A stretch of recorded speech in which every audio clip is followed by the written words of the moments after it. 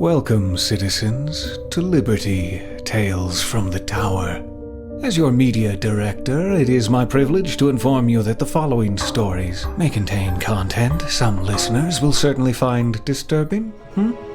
You have joined us again, dear citizens, because you too are the kind who thinks something awaits you behind every gleaming door, that someone unseen stands beside your reflection in the skyrail glass, or that the lights of the fringe glowing distant beyond the wall might be getting closer. So, we here at AB3 are happy to entertain that darker predilection. Do not worry, the Archon watches over us. But before we bring you tonight's tale, a quick message from this episode's sponsors. Today we tackle the problems of tomorrow by building better technology, furthering our research, strengthening our citizens, and sharpening the minds of our children. The Department of Internal Affairs Division of Education and Excuse me. Division of Education and Prosecution is happy to announce full enrollment in all 5 of the new Accelerated Childhood Education Academies, officially deemed the Decima Acceleration Academies. The DAA enrollment has been finalized after so many talented young citizens showcased their intellect and ability at this season's Year 5 exams. Agents of the DEP's new DAA Education Enforcement Sector have already begun the relocation process. Please bid any young citizen you see with a DAA agent a fond farewell as they depart to become future leaders of our great city. Thank you, Aurelia. Sorry to hear that you still have not recovered from your cough. Yes, I'll have to focus on my health more if it doesn't pass soon. Well, that's always a smart idea, Aurelia. The one piece of news before we begin. The water treatment facility here in District 9 would like to remind everyone that the District 9 water service to all non-essential suites will be paused tomorrow from 2300 to 2500 hours. Please plan accordingly. Oh, poor Aurelia. Sometimes a little cough can be so hard to get rid of. But now we continue with part 2 of the 4-part series by our own in-tower archivist K.A. Statz. So gather around the table and prepare your mind for the unraveling tale of minds and mysteries.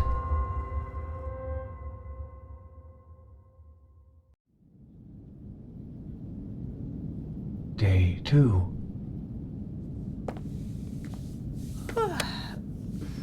Caffeine?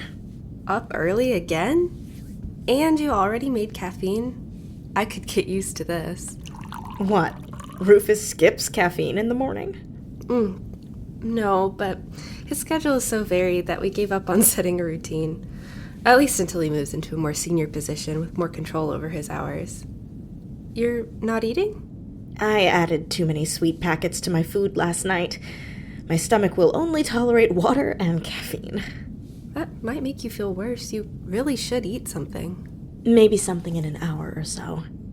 Oh, well, breakfast is mostly leftovers. Oh, savory breakfast, where are you? Morning has arrived, and I am ready to delve those mines. Caffeine first. Food first. We have savory leftovers, a little bit of sweet, and 1 salty. Sweet and some caffeine. Please and thank you. Sweetened caffeine for me, and I will take the salty dish before Blandus can wake up and steal it all. He eats so much salt, I am consistently surprised that he never seems to get headaches. Oh, Hilaria, did you ever find your dice? No, I checked everywhere. Only thing I can think is they rolled into the air intake. I can get the detachment tools if you want me to check the vent before we start the game. No, thank you, though. I just want to focus on our game and stay on task. I just bought those dice, so even though I liked them, there was no attachment yet. Well, you can customize your digital dice if that makes you feel any better. Ooh, it does, actually. Hi. You look exhausted. Too much late night studying? Weird dreams. See? Another possible outcome of too much salt. Food. Salt. Where? No, sorry. We can get you something savory and some water. Help you to get ready for the game. Really? It was just some strange dreams. I'm fine. I saw a bunch of tofu meal here last night. Where did it go? I took the salty leftovers from last night. Sorry. Fine, sure. But where are all the other meal? The sealed meal? The flavor packets are here, but where's all the food we brought in for lockdown? Let's eat the leftovers first. Here, have a savory. Yes, I want to start the game.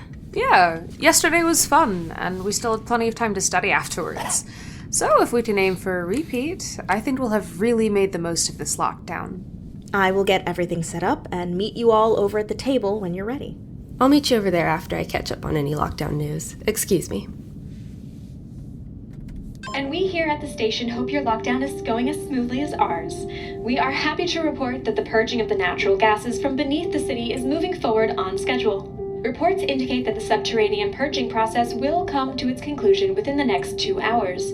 After this time, the remainder of the lockdown will continue as the dangerous gases are allowed to fully dissipate from the city's atmosphere. This hour's lockdown living story comes from District 9. After spending the night decorating their apartment, Dr. Elia Tachova surprised her partner Iovita with a star-themed engagement, complete with a rented-in apartment projection observatory. Iovita accepted the engagement, and the happy couple will be planning their future together in the days of lockdown to come. A wonderful story to lighten the mood of Atrian minds and bring another bit of joy to our great city. May the Archon watch over the happy union to come. If you have a lockdown living story to share, please submit it to your local AB station, and your story may make it into our special Lockdown Living broadcast series. Thank you for joining us during this lockdown update. Updates occur on the hour, and please remember that emergency updates will be broadcast at the time of the event in case of an emergency. This is a scheduled lockdown to secure the safety of our citizens during a planned mining event. Please use this time wisely, and remember, Reeve and We're ready over here, Albina. Now we return to our... Now, where were we? We just bribed our way past the guard and made it to the first layer of the tunnels under the city. And we need to find the access to the mining caves and then the natural cave systems to find the old lair of Dr. Moren. More specifically, the current possible location for the data thief Seneca, before the Atmoreg schematics are sold to fringers. Perfect. Yes. Where was I?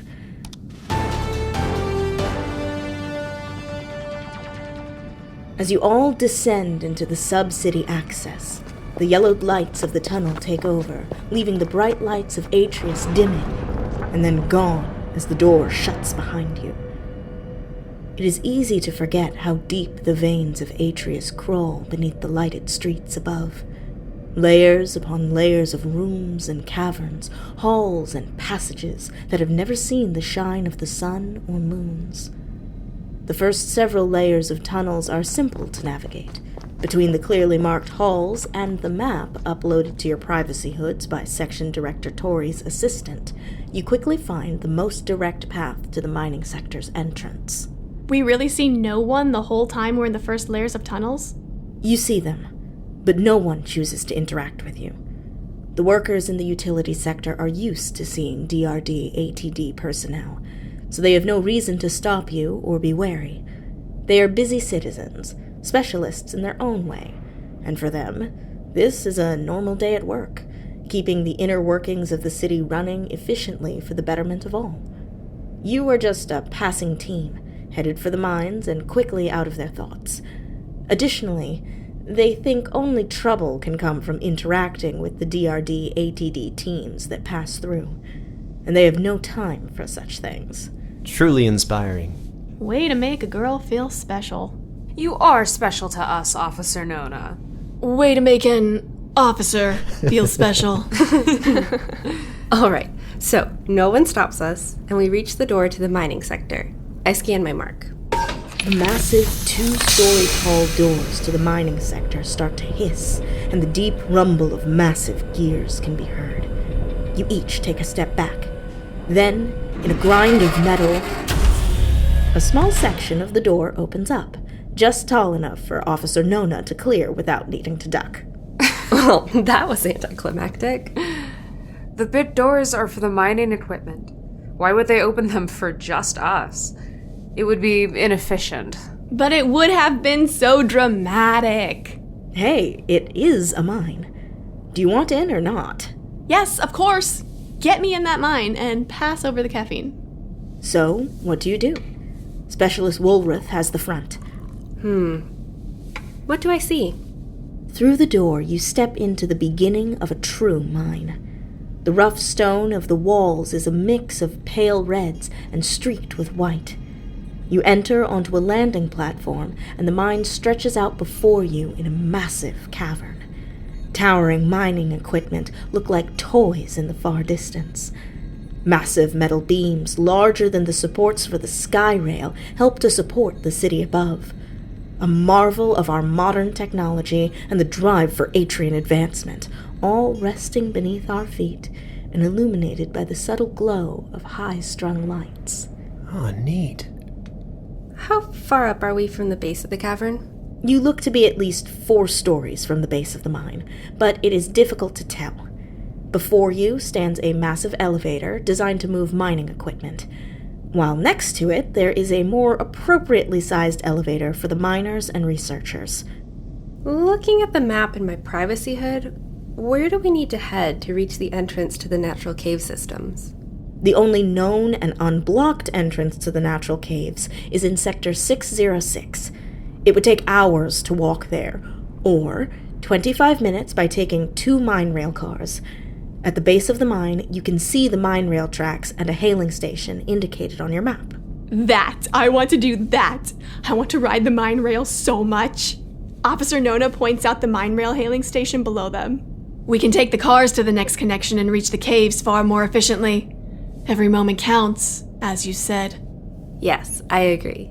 Do we need a still for that, or is it automatic? I guess we'll find out when we get there. For now, I hit the button to call the elevator, the small one. The open-sided elevator ascends, and each of you step on. The ride down is longer than you thought. The elevator is not moving slowly, but the drop was further than you thought. The 2-story tall equipment seems closer to 3 or 4 stories as you descend below their shadows. Too tall to fit in the door, they must have been assembled within these massive mining chambers. Even the mine rails are larger than expected, much wider than the narrow passenger rails of the sky rail, that daily sight now almost 20 stories above you, through rock and metal, streets and tunnels. When the team reaches the hailing station, a broad-shouldered woman is already there. Excuse us, can you explain how to hail a mine rail to get to... The map says we need to get to Junction 4 and then transfer. To get to Junction 4? 4? Oh, sure. You must be with that DRD ATD team. You sure look like it. Well, yes, we are with the DRD. So how do we get to Junction 4? I will call you a rail car. Just get on the one after mine departs. So, what is the DRD working on over there? Something exciting, I hope? Something working towards the betterment of Atreus, but nothing we can share, I am afraid. Oh, I know. I just like to tease the new ones that come in. From the look in your eyes, I could tell you had never seen a mine before. I just wish this game came with full room environmental holograms. Ugh, if it did, it would be too expensive to run. Yeah, imagine all the hardware we would need. The holotable and the privacy hood upgrades were expensive enough. Well, this is my car. Be sure to take the next one. Get off at the first stop. And hold on to something. They pick up speed and are not enclosed, as you can see. Well, she was nice. As her mine rail car departs, she waves to you all with one hand, the other grasping the metal railings as the car picks up speed and disappears down a tunnel in the distance. Down the tracks, you can see the rails shifting, run by a computer to direct the next car, your car, down the right winding maze of tunnels. With a distant hiss of metal on metal, your car arrives at the station. You are unsure how the system works and do not know how long it will wait for you. I hurry on the car and grab onto the rail. Is there a seat? If so, I take a seat. Same. I take a position at the front of the car, both hands firmly on the guardrail. I get on and secure myself. What direction does the track is heading? South. 3 tracks to the right of where the previous car went. Ready? All right. The car starts out in a slow hiss, but picks up speed as it continues away from the hailing station. You descend down a poorly lit stretch of carved stone that continues onward, seemingly unending and unchanging, except for the quickly passing variations in the red and white streaked stone. No one seems to walk these long-ago mined halls, or at least they have not for many years, not since the rail was installed. Ahead of you, coming closer with the passing seconds, the tunnel has gone dark. Switching to night vision, quick. Yes, absolutely. Sure. The dark is nearly upon you. What do you do, Dr. Fall? I'll stick close to the others, but I'm not going to go into night vision just yet. The dark descends around the team as the car races onward, the light of the past tunnel growing further and further away until it looks like only a distant picture on the black walls of this deep mine. All but Dr. Fall can see that the tunnel continues on into the distance for some time, until even the night vision can no longer make out the tunnel from the blackness.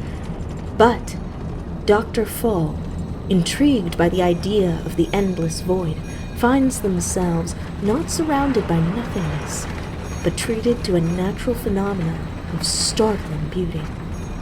The white streaks in the walls glow with a subtle light, blue and calm even as they rush by. Dr. Fall now has a +2 added to the next required roll against exhaustion, fear, or intimidation due to the calming memory of the rock's natural luminescence. Nice. Do the rocks really glow like that down there? No idea. Just then, the car begins to slow, and those with the night vision on can see a bend in the tracks approaching. The car turns, jostling the team uncomfortably close to the unenclosed side of the car, just as a new, narrower tunnel enclosed them. A light approaches. I check my map. Are we going the right way? You not only appear to be going the correct way, but you have nearly reached the first stop, where you will need to transfer to a new mine rail. We are nearly there, and we need to be cautious. The other DRD team is out here somewhere, and we have yet to encounter them. It looks like it will take us to here, and then we will need to walk through a smaller mining tunnel to reach this junction and hail a mine rail car to get us over to Sector 6. Then it is a short walk to 606 and the natural cave entrance. We have to be outside the Central District by now. We most certainly are. The mines and caves are a winding maze, so when we switch tracks, we'll actually be going back nearer to where we were. Many of these mines followed natural caves in the beginning, and then we mined so much, so fast, that the pathways could not easily be constructed without putting up larger and larger supports. The car smoothly slows to a stop, and the metal barrier punctuating the low railing swings open. This area of the mine is well lit in the soft yellow lights common throughout the tunnels. You were not sure before, but you think gravity might have played a part in the car's speed. You feel deeper within the planet than before, and further from the shining city above. Already, your old mine rail car's control panel is starting to blink, but you are unsure what that means. The hailing station here is smaller, with only space for a single car to pull up at once. The computer looks similar to the one the kind miner used to hail your earlier car. So we hail another one?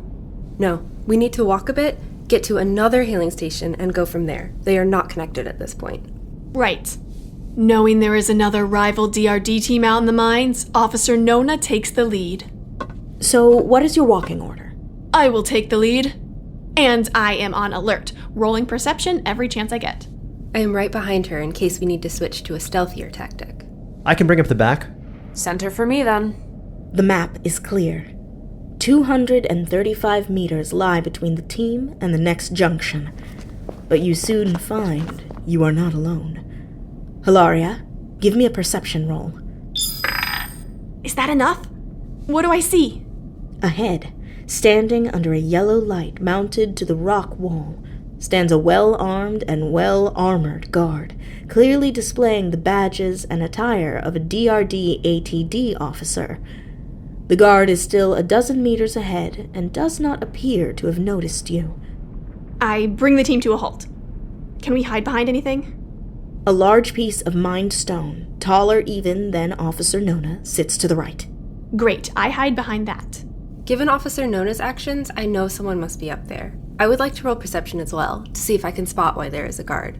What is being protected? That has got to get us something. It does. Beyond the guard, you can see the back of another guard facing the opposite way and keeping watch over the rest of the hall. It appears you would need to get past both of them to make it to your destination without interference. Down a sizable tunnel to the left, you can see shadows cast on the walls and hear muffled, distant voices. That is the other DRD team, certainly. I wonder what they're working on. We need to get by undetected. It is the most efficient option. I agree, but I still want to fight someone at some point in this game. There's still plenty of time for that. But what are we thinking here? How can we get past? Well, I think I could sneak past, but not so sure about each of you, though. What about creating a distraction back by where we arrived? If the guards go to check on it, we could get past. We need more information on the guards and team. We see 2 guards, but there may be more down that side tunnel near the shadows. I could distract them, talk them up a bit. Defeats the purpose of trying to be undetected. Ah, right. Max, is there a junction box near us? A few meters back, yes. I walk back to the junction box as quietly as I can. Seems Cece has an idea. What kind of role would it be to take a look at the junction box and find out what I would be able to do by interacting with it? That would be computer use. When you approach with your Privacy Hood's diagnostic UI, it shows a number of basic pop-ups not visible to the naked eye. Okay, I can do that. Yes! So, can I control the lights from this thing? Turning out the lights is not going to do much to stop them. Every outfitted DRD officer has night vision on their hood, just like we do. I intend to turn the lights up, not off. So, can I do that from this box? You can. Tell me what you want to do, then give me another roll for computer use. Dr. Fall takes the line connector from the privacy hood and plugs it into the data output for the junction box. Using the privacy hood interface, I want to look for information on the controlled systems in this tunnel. I want to control and manipulate the lights in the area near the shadows we saw. And now, the attempt. Perfect. Yes! The Archon is on my side. And what do I get, Max? I miss another opportunity to fight someone, but this is going to work. You get access to the lighting system with ease. All the lights are variable, but they are currently set to the low output yellow light to reduce strain and reflection from the stone surfaces of the mine. So tell us what you do. First, I turn down the lights in the section they're in. Not off, but really low. And not the whole tunnel, but nearest where I think the workers are based on the shadows we saw earlier. Oh, and everyone, get ready to move fast and quiet. As the lights dim around them, the talking becomes louder, agitated, but the shadows become less visible. The guards turn around to look, but have not left their posts. Now, I make the lights flicker, really low, like when you haven't fully attached a new light emitter all the way. The shadows flicker in and out of view, but the guards watch attentively from their posts as the DRD team fusses with the lights near their work. So they're all looking at the lights? Yes. I turn it up to max brightness in an instant, bright and white as it will go. When they're blinded, we run. Nice! Worth it. As the scientists and techs near the distant lights face the full power of the blinding white light, they let out a few pained yelps as their eyes close and tear up. They see spots. Confused by the screams, the guards rush over to the site, freeing up the tunnel for you to pass. We run! The team dashes across the span of the tunnel and down into the far end, passing by the side tunnel in which the other DRD team had gathered in confusion. If I glance in the direction of the other DRD team, can I see anything they might be working on? Give me a perception check. No! I am sorry. I did not mean to mess this up. What a mistake that was. You are temporarily blinded by the lights and begin to stumble. Can I roll a stealth check to try and counter that poor roll and allow us to get by unseen? I will allow it. That is rather high. Oh, Reeve, thank you, Albina. Yes, thank you. Or all my planning would have been for naught. Okay, Max, what happened? As you dash across the stretch of tunnel, Officer Nona, always hoping to have the advantage over teams that would look to harm her own people, tries to glance down the tunnel and spy what research the other DRD team is working on. Shocked by the blinding light and unaccustomed to the rocky surface of the mine floor, Officer Nona trips forward, sending her body rocketing toward another large piece of mined stone. In a rush of movement, Specialist Woolworth moves toward Officer Nona, not to save her fellow officer from harm, but to soften the sounds of her fumble. The fall is almost soundless, and Officer Nona is able to hold in a yelp of pain when her head smashes the rock. Only a somewhat wet crack can be heard as Nona's head makes a quick and dreadful contact with the stone's edge. Oh, no. That was an upsetting turn of events. Small and mighty Specialist Woolworth spins Officer Nona's body to the other side of the stone, and the tumble goes unseen by the other DRD workers in the mine. Sadly, Officer Nona has sustained a head wound and is in need of medical treatment. Her initial injury has caused 5 points of damage to her head. No! With ongoing wound damage of 3 hit points every 2 rounds. Okay, this is a low-level character. You have to help me quickly, or Officer Nona will be no more. I see what you did there. First, we need to get far enough away to address the wound without being caught. Can she walk? Yes, with assistance. I will take one side and Avio takes the other. Together we move as quickly as we can to the hailing station. How far is that? How long will that take? How many rounds? Moving at maximum encumbered speed, you can make it there within about 12 seconds, as it is not too far now that you have crossed the tunnel section, and each round is about 6 seconds. That move alone will cost Nona 6 points of damage. Okay, we'll get Nona on the platform, and Dr. Fall, I know you're not a medical doctor, but I think you have the highest score for medical. Yeah, I can try.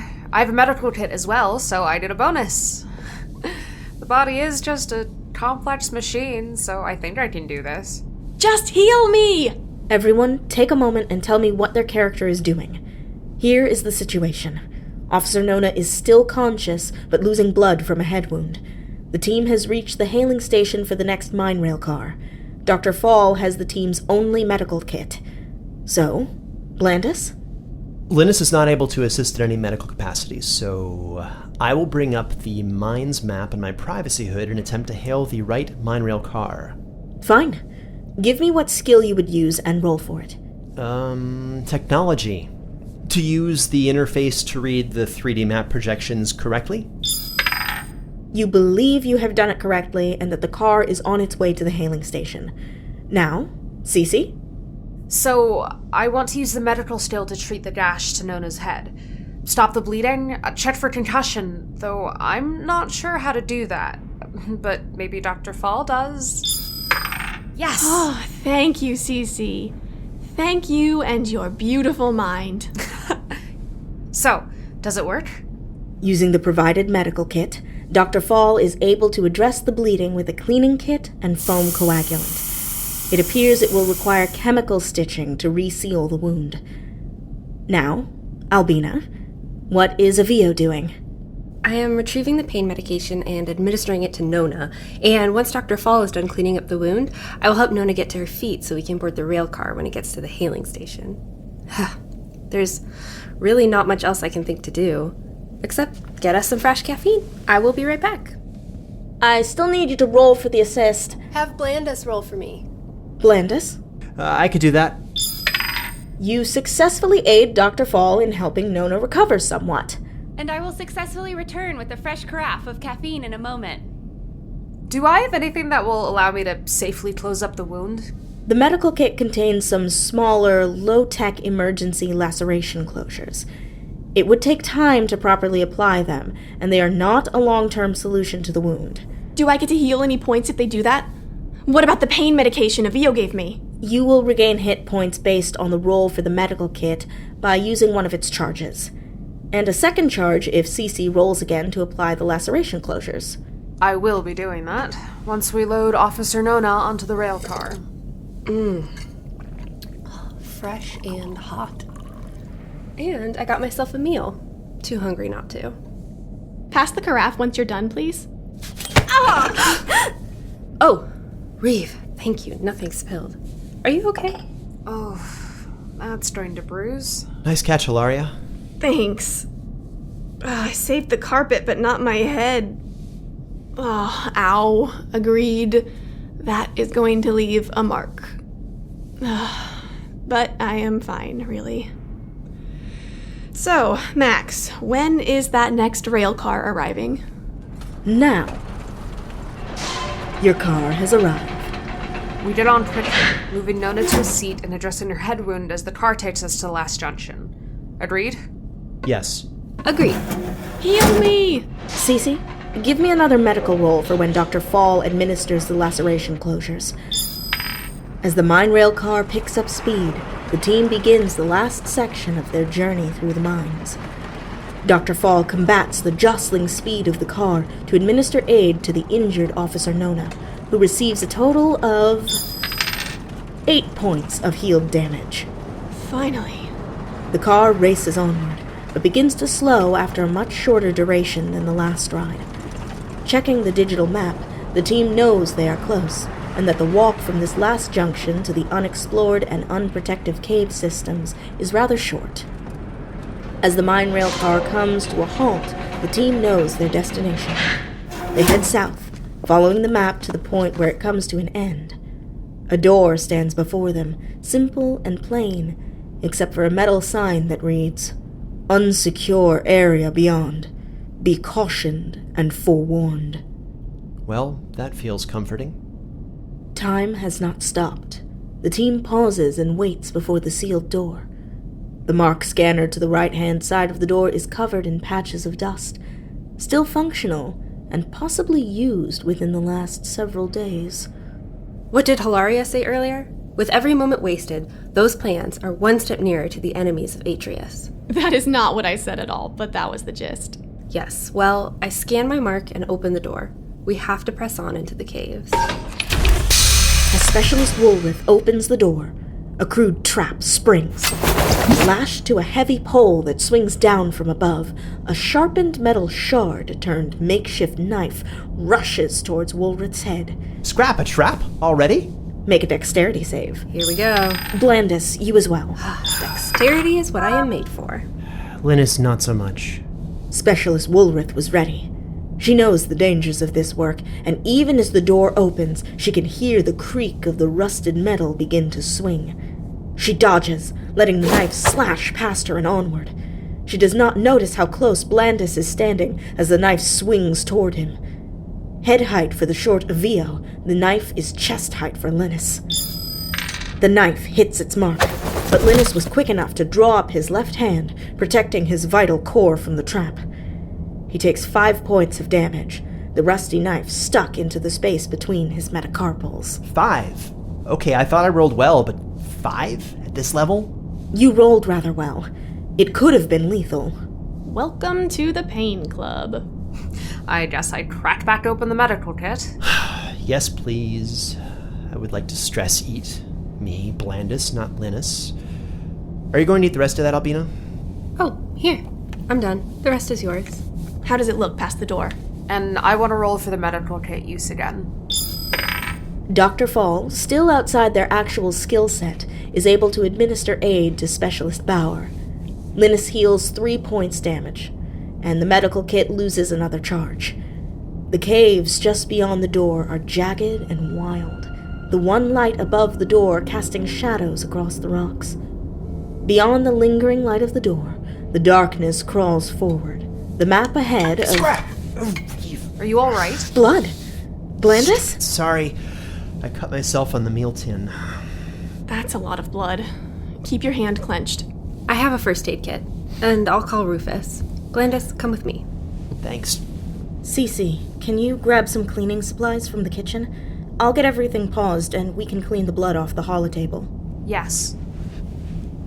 That looked painful. Rufus will walk Albina through it. It didn't look severe enough to break lockdown. How are you feeling about the game so far? Fun, even with the head injury. You are doing a great job. And I enjoy the mines, so it will be fun to transfer to the caves. Happy to hear it. Towels. And I think this will work well for blood. The pause is appreciated. I can get the next section loaded. Did you get all the blood? All that I can see. Sorry about that. How's your hand?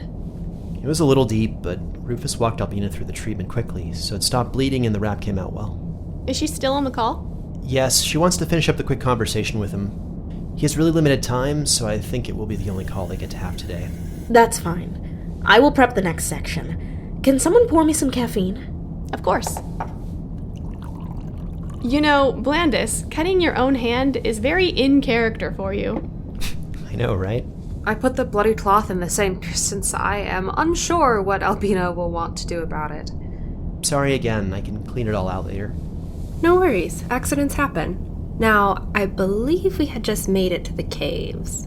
Yes, and everything is loaded, so I think we were...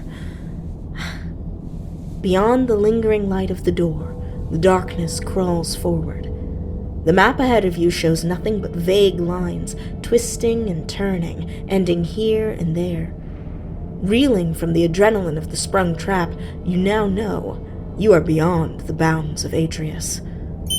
A beep fills your privacy hoods. It's Section Director Tori, a priority call. I pick up.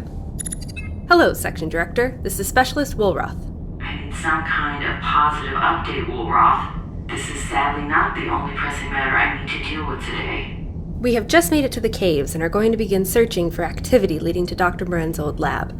It doesn't look as though many people have used this entrance recently, so we hope to track them from here. Happy to hear it.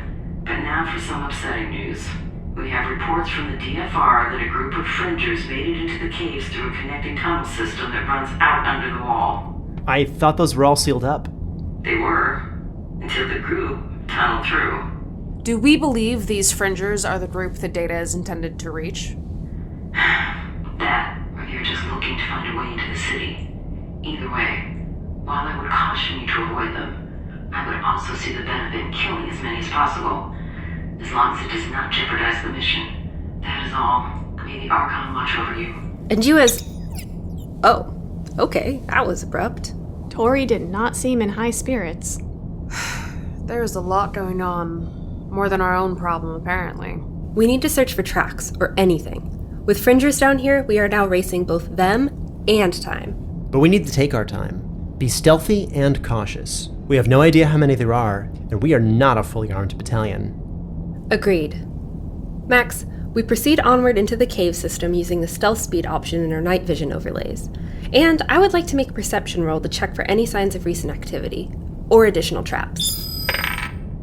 Evio notices the few straight lines drawn along the length of the cave, indicating movement down the tunnel. As of now, the team can only see one way forward. You begin quietly and cautiously down into the dark, the night vision overlay flickering on and showing you the outline of the natural chaos ahead.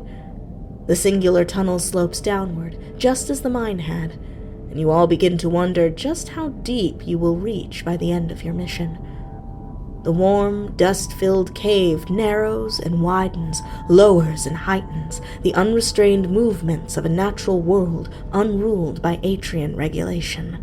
We need to check for more traps. Linus checks for more traps as they descend. So much better. What do I see? Linus is unable to locate another trap in the tunnel so far, but he does find another partial footprint in a deep section of dirt. You feel confident you are headed the right and only way. So we just need to continue until we reach a division. And avoid any fringers. So, we continue. The caves become cooler, the air more humid, and a chill creeps over your skin. You all receive small notifications beeping in your ears. It appears that traveling so far from the hub of Atreus has severed your connection to any intranet signal. It was advantageous that Tori called us earlier. Wait, so what does work? Let me look. So you can still make calls to one another within a 60-meter range. You can still use all the physical functions of your privacy hood, such as night vision or the light, but you cannot look up any information on people you encounter, access the intranet for resources, or make calls outside the 60-meter range. Interesting. We need to continue. Everyone, please, stay in range and stay quiet. You press onward, and within half an hour... What was that? Was that the game? No, it sounded like the hollow wall. I think the hub is resetting itself. It does it when there's an update. You press onward, and within half an hour the team reaches their first split in the caves. One way winds out before you, wide enough for you all to walk 2 by 2, while the other way is narrow and barely noticeable behind a jutting rock. A VO would fit easily, but the others would need to squeeze through. Can we stop here for now? I really think we should get through the next chapter for revision. It's been agitating me since last night. If it would make you feel more confident, then sure. But really, Cece, you know this stuff. We can break here. I need some lunch anyways. Albina, what is the password to your intranet again? Roof and Alb, but replace each vowel with the numbers 1, 2, and 3. Do you have any painkillers? Of course. Stay here. I will grab them. I was on just a moment ago. Here, Blandus. Thanks. Is the reset over? Oh, it should be. I am cut from the intranet. Me too. I had been trying to download a video and it just stopped. It will come back on after the reset. Or maybe it is a part of the lockdown? Like those socially present Atrian community holidays from when we were kids. They only do those in school, and it was always the worst. Just give the hub more time to reset. With everyone stuck at home for lockdown, there's probably a huge strain on the system. Now, to lunch. Where is the meal? It should be right here. This is what I was saying earlier. I looked for the meal, and I couldn't find any. Albina, where did you get the meal you and Blandus just ate? It was with the leftovers. It was one of the ones we got out last night, but did not get around to opening. Tofu. We all brought meal for the lockdown. Did anyone leave it with their bags? No. I put it in the cupboards the night of lockdown. Same, but I put it in the fridge. So, where did it go? More importantly, what is left? It will need to last us all for 2 more days of lockdown. We have the open snacks, though it's not a lot. And these 2 meal cans from last night. Pumpkin and another tofu. Both cracked open, but not eaten. Meal does not just disappear. We'll be hungry, but we can make it last. We still have water. Who else needs a distraction? I need to study. Anyone who wants to join me, I'll be on the sofa. I will join you. When the internet is back, we can call to see if there's any kind of meal delivery allowed during lockdowns. Sure. Where did it all go? Thank you for listening to the Liberty Podcast. If you would like early access to episodes and bonus content, join fellow citizens on our Fool and Scholar Patreon at patreon.com/Fool and Scholar. This episode of Tales from the Tower was written by K.A. Statz, co-created and produced with sound design by Travis Vengroff, with dialogue editing and additional sound design by Marisa Ewing. Minds and Mysteries stars Frankie, Larson, Travis Vengroff, Cole Burkhardt, Christy Luse, Jordan Cobb, and Peter Lewis. Minds and Mysteries features additional voices by K.A. Statz, Naomi McMillan, Lindsay Graham, Eyþór Viðarsson, Ryan Philbrook, Graham Rowat, Lindsay Zana, and Daniel Demerin. The music for this season of Tales from the Tower was written by Brandon Boone, and episodes were mixed by Marisa Ewing of Hemlock Creek Productions. This production is copyrighted 2021 by Fool and Scholar Productions, and Liberty is a trademark of Travis Vengroff. Thank you for listening. Hope that the Archon watches over you.